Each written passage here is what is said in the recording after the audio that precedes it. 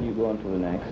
The dynamics of the struggle for national liberation are vastly different from the dynamics of a struggle for revolution within a country. So that the way that the white revolutionaries have to function, they have to function in terms of the class struggle, or using that, somehow in their rhetoric. They have to function with that in terms of the power structure within which they live. But we have to understand that. At the same time, we have to understand our separate situation. So that we need machinery that can comprehend that and move in those two directions.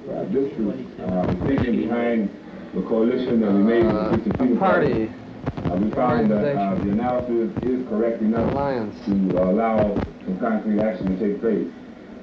Now, the basic analysis that the Black Panther Party has made is making an analogy between the way that the occupying army functions in a purely colonial situation, where the mother country is separated from the colony by either land or water.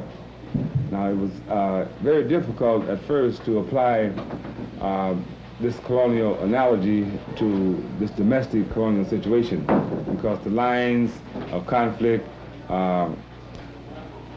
the identity of the various elements of the colonial regime were not too clear. The names were different. We had been taught to conceive of the various branches of the apparatus in different terms, so it wasn't too clear. But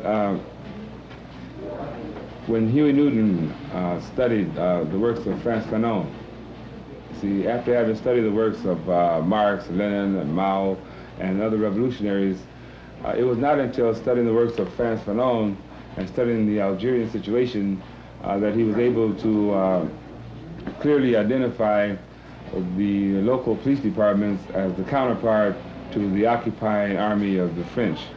And it was clear from analyzing the experience in Algeria that the colonial regime, the colonial administration, was without any power, without any force to compel the Algerian people to submit to its dictates. But it was because these administrators were backed up by the organized guns and the force of the French army that the administrators were able to get away with what they're doing. So that in transposing that perspective to our own situation here in the black community, we see that the black community has also been turned into a market, that has also been turned into a source of cheap labor, and that it has the same three elements. It has an indigenous class, the black bourgeoisie, that works hand in hand with the imperialists that we have to deal with. And we cannot just deal with the same terminology that they use, say, to describe the situation in Algeria. We have to talk about community imperialism or ethnic imperialism, whereby those in the white community exercise a form of imperialism and imperialistic control over the black community, that we have the three classes of evil, we call them, the avaricious businessmen, the demagogic politicians, and the strong-arm trooper, the Gestapo, the local police. And they work hand in hand with the black bourgeoisie, the doctors, the lawyers, teachers, professional people who belong to the political parties of the mother country and who carry out the political programs of these mother country parties in the colony. Before working here, you were working in the government. And what brought you back to Wall Street? Well, my feeling is that you can't separate the economic from the social factors in the development of a country, and you've got to have people in the business field who have a concern for progress, as well as you have to have those interested in social progress. I think too often there's an immediate rejection of business as an evil, and nobody's willing to go into it and to possibly make it over in the way they want it to be. I think that to ignore business is like treating a man for cancer and forgetting that he has heart disease. In fact, I think business perhaps plays the largest role in, will play the largest role in the development of a new and better society in this country. We also are concerned with time, right? The time interval. Oh, wow.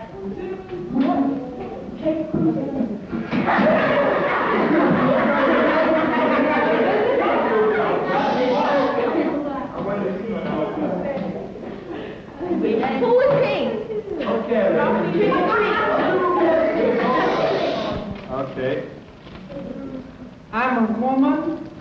You're what? A woman.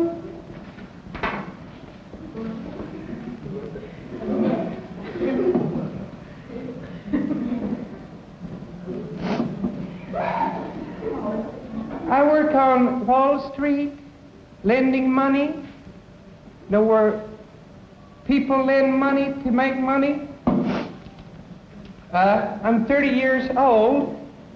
I was in the Peace Corps in Central America and Guatemala, and I did community action work there among the natives.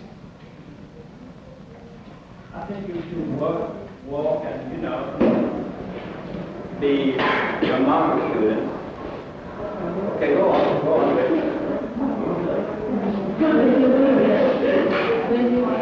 Faster. I raise chickens,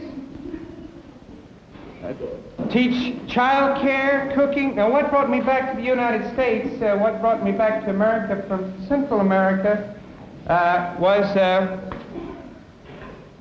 I wanted to get back to Wall Street because I have this very strong idea that business is going to be the most important thing to develop the underdeveloped countries. And I think that we're underdeveloped right here in our country. So I'm going to take my business techniques that I learned on Wall Street and I'm going to develop you. I'm going to develop the underdeveloped sections of our country, and then I'm going to go on and I'm going to develop the rest of the underdeveloped sections of other countries. And today we'll develop Brooklyn, and who knows what tomorrow. Okay. I think, Clifford, you should remind them not to listen to things you said just translated on publicity, on commercial, because maybe it's lies. They don't know, so you should criticize what he said. Maybe it's good, but maybe it's lies. That's the way the people are talking. That's the way the businesses want to take. Do you believe what you read in the papers about this school? No. Well, what do you believe the rest of the things you read then? It's not true. They write the paper. Why? Because they say we're militant. That's right. What does that mean? You mean you threaten people? That's what they say. How do you threaten people? You say you're going to kill them. What do they want you to do? They want you to shape up and shine up and look right and look down and not bother anybody, not threaten anybody. Is But that we don't freedom? threaten everybody. They said that we would threaten somebody, that we were somebody who said that they would bury them 6 feet under. What? They said we should kill somebody and bury them 6 feet under. That's what they said we said in the paper. They said we ought to kill you. They said, I'm going to kill you and bury you 6 feet under. Maybe that's what they want. That's what they said we said in the paper. They said we were military.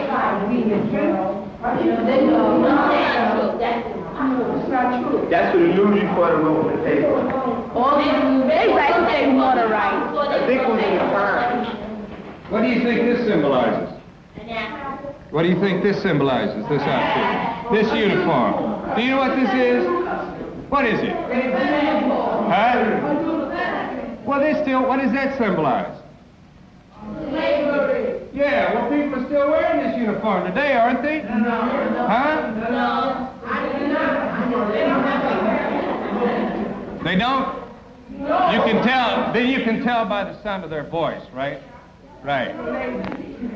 Well, why didn't you throw something at me when I came in here and I started talking this way?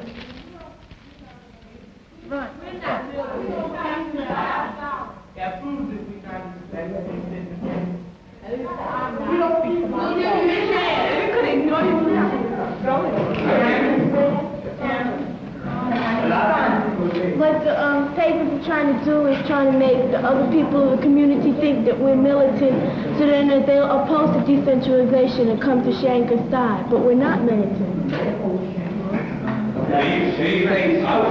Why not? Why not? Because I don't think we are. I think we're just fighting for what we think are right, but that doesn't make us militants. Right. Yeah. Right.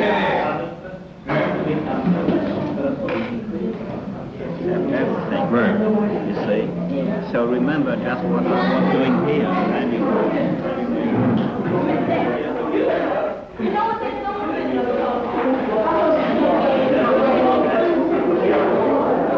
Look, You want to know what they're doing? what? They're trying to say that the people in this community, the black people in this community, are trying to have black power. In other words, they're trying to overcome us. They say they can take over our schools, take over our community. Then they have taken over us like they have kept us enslaved for hundreds of years ago. They think they're going to still keep us enslaved. But the black people are waking up to these white man's tricks, and we're not going to let them do it no more.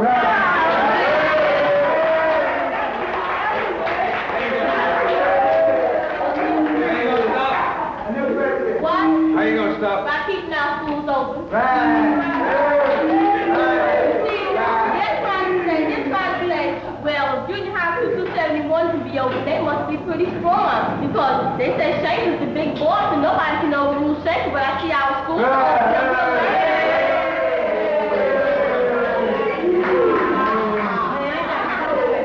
Well,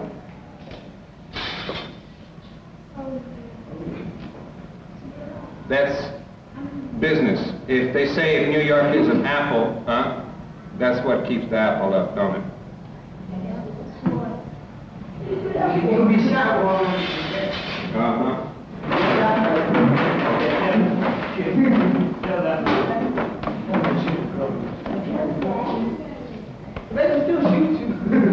You want this?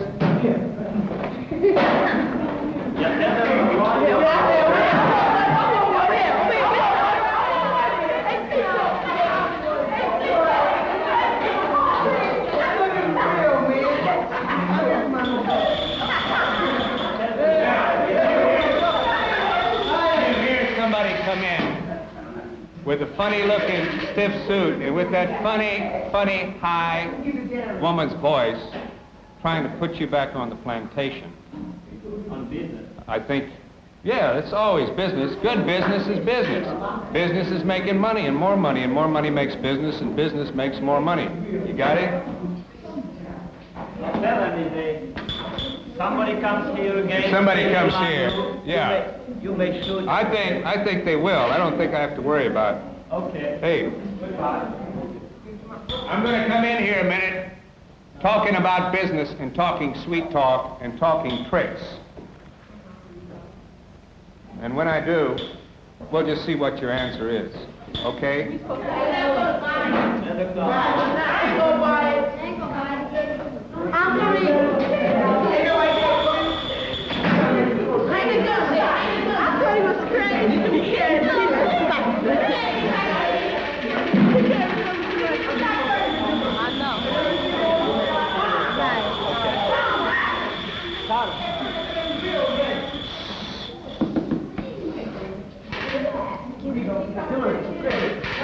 You do it if it's coming again. Not now. We're going to talk about some business here. I want to develop you. I need you, young man. I need you. I'm going to give you some good money. I'm going to develop you. I'll develop you so good you'll never recognize yourself again.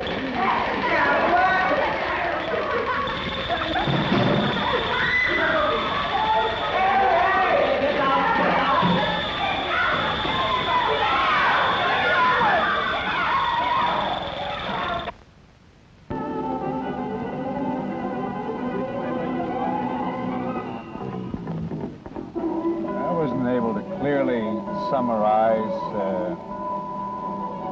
the fact that the Peace Corps girl had sold out to the system, and that they were being sold out to the system, and that they never have any real change until the system was changed, and that they're sitting there in that school hoping for a handout of the fruits of their own labor. I think I implied that by the statement of, I wanted to see how you're getting along down on the plantation, because they're still in slave quarters, still penned in, and it wasn't clear enough. What is the relationship between theater, keep the radio louder, between theater and revolution?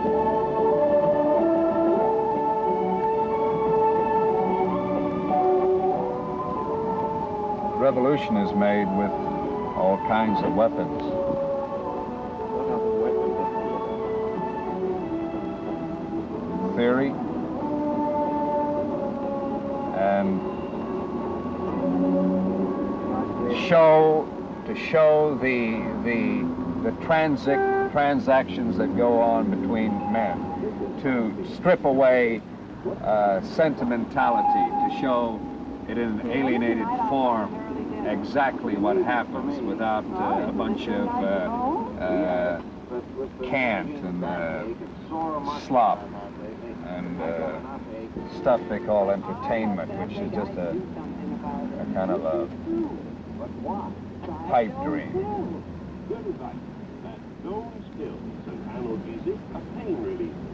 Nagging backache and muscular pains may come on with overexertion or everyday stress and strain. If this nagging backache with restless, sleepless nights, I think a stage of development as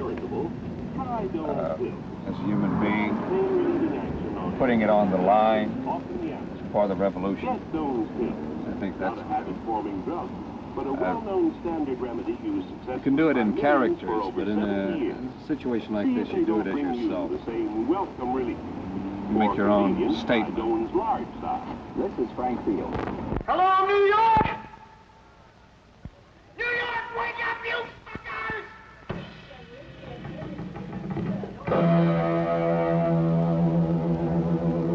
Free music! Make some! Free love!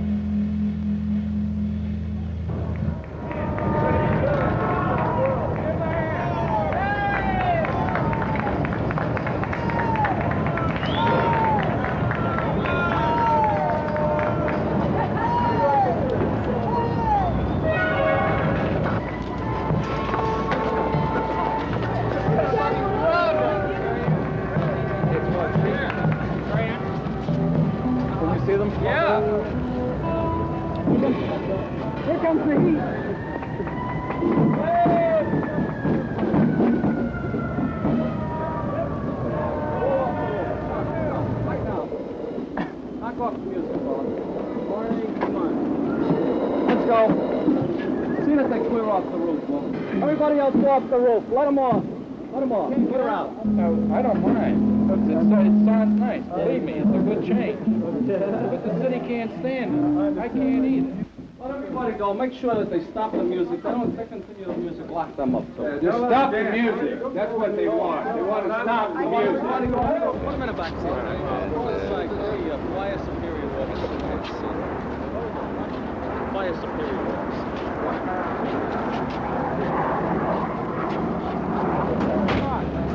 We'll take it in a few minutes. I'll be there in a little while. As soon as I get cleaned up here. All right?